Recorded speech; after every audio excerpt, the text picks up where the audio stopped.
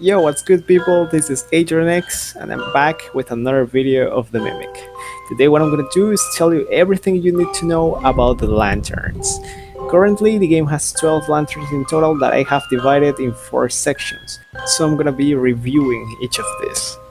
And now get yourself comfortable because this is the ultimate lanterns guide in the Mimic. Let's get started.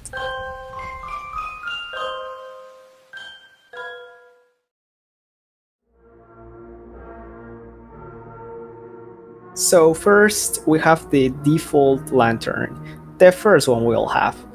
In terms of how bright it is, well, not so much. It has a very short range in comparison to other lanterns, but hey, it's better than having nothing, you know? Also, it doesn't exactly look too good when you equip it, since it's just a basic lantern looking. And about how rare it is, well, in a scale of 1 to 5, obviously it is 1, because, everyone has it. Everyone. Even that dude that joined the game 1 second ago has it. Because you get it basically by just joining the game and bam, you got it in your inventory. So, in short, this is one of the worst lanterns in the game. Now, moving on to the next lantern, we got the Butterfly Lantern. It is kind of the same thing as the default lantern since they both got the exact same brightness, but this one has a slightly better design than the normal lantern. It has a butterfly inside and the other parts are just white. You can get it by beating Nightmare 2, and it is not an extremely difficult thing to do, so you probably won't have many problems to do it. And about how rare it is, I put this one at 2 out of 5, since you gotta beat a Nightmare mode to get it, and not just simply join the game, unlike other lanterns. The next lantern is the Corrupted Lantern. When I tested its brightness, I was kinda surprised because this lantern is actually less bright than the default and the Butterfly Lantern. I was really not expecting that. Well, I always knew it wasn't too bright, but not that much, you know? Anyways, even if it's not too bright, it has a good design. It's like a black lantern with chains around it and a greenish light. It's not as rare as other lanterns though. I put it with a 2 out of 5 because you gotta beat Nightmare 3 in order to get it, and it's not like the hardest Nightmare mode in the game, so anyone can get it. Next we got the Kusonoki Lantern.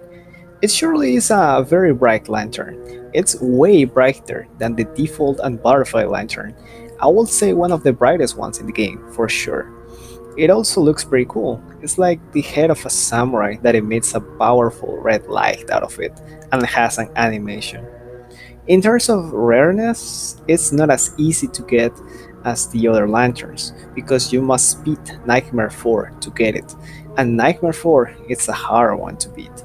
So that's mainly why I put it with a 3 out of 5.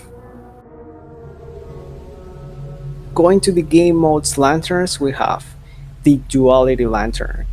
It's brighter than the default and Butterfly Lantern, but less bright than the Kusonoki Lantern.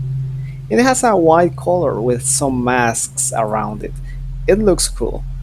You gotta beat the witch trials to get it, but it's not exactly very hard to beat it because the game mode got nerfed and it's way easier to beat it. I feel like I talked about this in another video. But anyways, I wasn't sure about how much should I put of rareness to this lantern, so I put it with a 2.5 out of 5, because I considered the Witch Trials Nightmare mode as a harder one than Nightmare 2 and Nightmare 3, but not as hard as Nightmare 4. The next lantern in the game modes is Lampus. It has a good amount of brightness, but it's still not as much as the Kusonoki Lantern. It's like a skull with horns, a Christmas hat, and a few Christmas lights. Oh, and it also has an animation, so that makes it look cooler. I consider it is similar to the Kusonoki Lantern in the way of how difficult it is to get it, because you gotta beat Christmas trials in Nightmare mode to get it, and it is a hard one to beat too.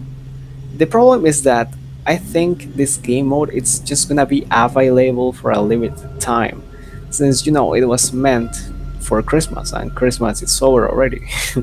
But it has been in the game for a while by now, so I'm just gonna put it with a 3 out of 5. Now we're moving to the Roblox Lantern section. First, we got the Double Lantern. It has a decent amount of brightness, but it's not as bright as Lampus. It looks exactly like the default lantern, so the design is not that good.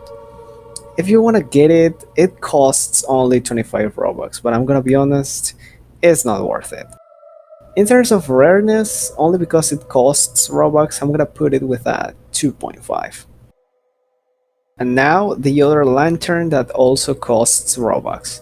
We got the VIP lantern. It is very bright, to the point of being extremely close to be as bright as the Kusonoki Lantern. It kinda looks like the default lantern but with skulls around it, so it doesn't really look good. This lantern costs 799 Robux, that is basically $10. I was not sure if I should put it with a 3 or 3.5, but at the end I decided to leave it at 3.5 because of the big difference of prices with the double lantern.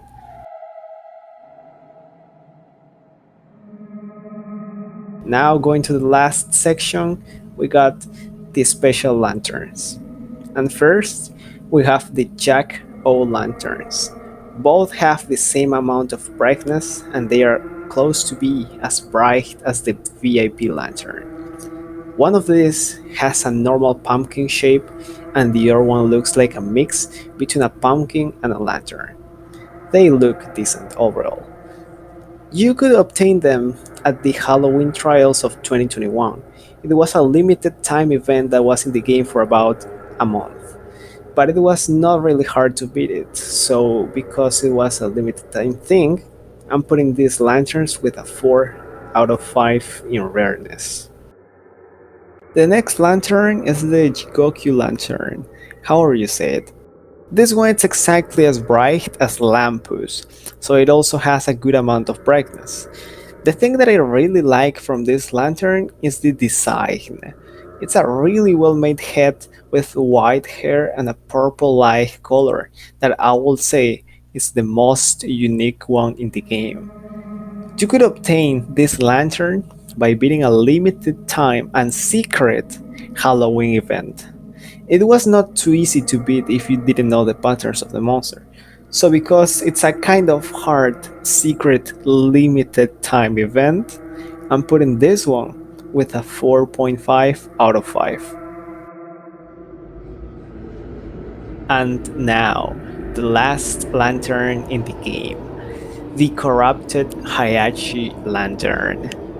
It is just as bright as Lampus and the Jigoku Lantern, so it's pretty bright. The design is the head of the monster you can find at the gym in Nightmare 1, that is basically corrupted Hiachi.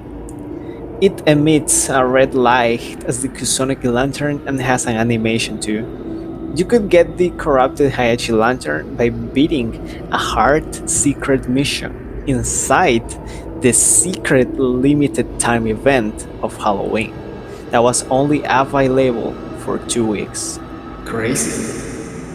So that's why I put it with a well deserved 5 out of 5 in rareness.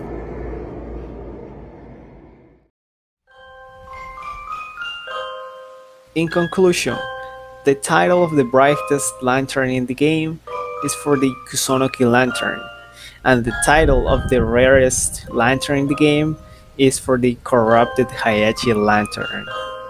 And the one that looks cooler or better, well, I will leave it up to you since it's more based in personal opinions, but from my perspective, I like more the Jigoku Lantern. So this was it for this video. I hope you enjoyed it and that it was useful for you as well. Don't forget to like and subscribe. It really helps me a lot to keep making this type of videos, for real. And I guess I will see you soon in the next video. Take care.